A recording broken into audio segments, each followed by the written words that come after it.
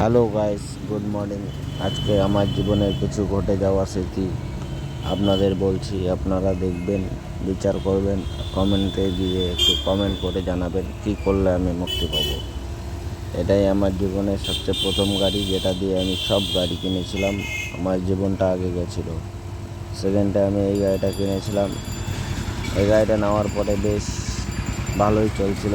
আমি এই গাড়িটা লোকালেই চালাতাম। চালাতে চালাতে আমি আদার্স পরে অন্য গাড়িও কিনেছি।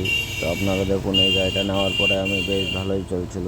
তো এই গাড়িটা মোটামুটি 2-2.5 বছর চালানোর পরে আমার যখন দেখলাম যে এই গাড়িটা দিয়ে আমার চলছে না, একটু বড় গাড়ি হলে ভালো হয়, তখন আমি এই ছোটো mini truck Bolero pickup এটা বেচে দিয়ে আমি একটা বড় পিক আপ কিনেছিলাম। সেই বড় পিক আপের ছবিটাও তোমাদের দেখাচ্ছি, সেটা একটু দেখো।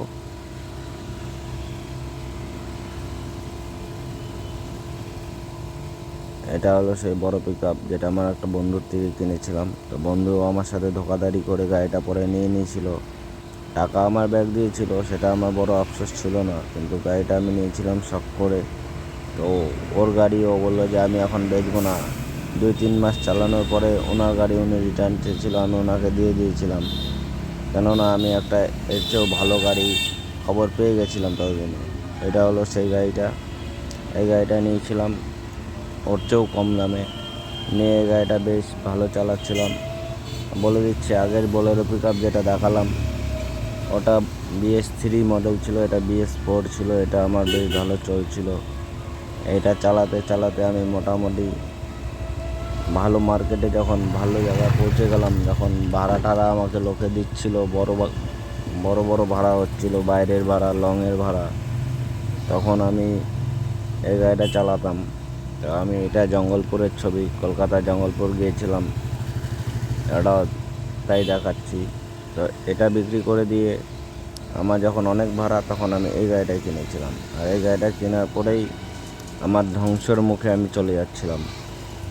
প্রথম গাড়িটা নেওয়ার পরে বেশ ভালোই চলছিল। প্রথম আমার মোটামুটি 5-6 মাস যাবৎ ভালোই চলছিল, যতদিন আমি একা চালাতাম। আমার সাথে আমার একটা ভাগনা ছিল, সেও আমার সাথে মাঝে মাঝে যেত। তখন বেশ আমাদের কোনো অসুবিধা হয়নি, আমরা বেশ ভালো চালাতাম গাড়ি। আমি একাই চালাতাম। চালাতে চালাতে মার্কেটে বেশ ভালো নাম রোশন হয়ে গেল। যেখানেই যাই সেখানেই আমাকে দেখলেই লোডিং হয়ে যায় গাড়ি। তো যাই হোক, হঠাৎ করে 7 মাসের মাথায় গিয়ে গাড়িটা আমার এক ড্রাইভারের হাতে তুলে দেওয়াতে সে অ্যাক্সিডেন্ট করে দিল। অ্যাক্সিডেন্টটা এতই বড় করলো যে আমার আর কোনো উপায় ছিল না। তো আমাকে ইন্স্যুরেন্স কোম্পানি বললো, তুমি ইন্স্যুরেন্সটা পাবা না নাকি, অনেক রকম ব্যাপার আছে। তারপরে আমি এই গাড়িটা নিলাম।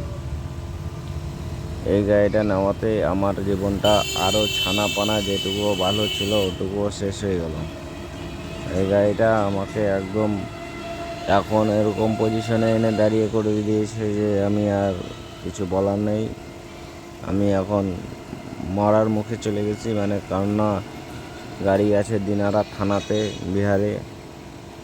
আমি গাড়িটা আনতে পারছি না, থানাকে পয়সা লাগে, থানাকে আমি টাকাও দিতে পারিনি, গাড়িটাও আনতে পারিনি। এটা প্রায় 2023 সালের ঘটনা।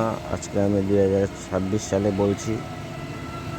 এই গাড়িটা ওখানে পড়ে আছে। ব্যাংক ফিনান্স আমাকে প্রচণ্ড চাপ দিচ্ছে, জানি না কীভাবে মুক্তি পাবো। এখন আমি নিরুপায়। আমার যে প্রথম টাটা এসিটা ছিল, সেটাই ওই টাটা এসিটা। আমার গাড়ির আজকে 17 বছর প্লাস বয়স হয়ে গেছে। আমি গাড়িটাকে বানিয়ে রং চং করে আমি এখন এই গাড়িটা দিয়ে কোনো রকম সংসার চালাচ্ছি। তার মধ্যে সরকার আমাদের বলে দিল 15 বছরের বেশি গাড়ি আর চালানো যাবে না। তো এখন আমি কোন গাড়িটা চালাবো আর কী করেই বা চালাবো? আমি তো অন্য গাড়িও নিতে পারবো না। তো তোমরাই কমেন্টে বলো কী করলে আমি মুক্তি পাবো।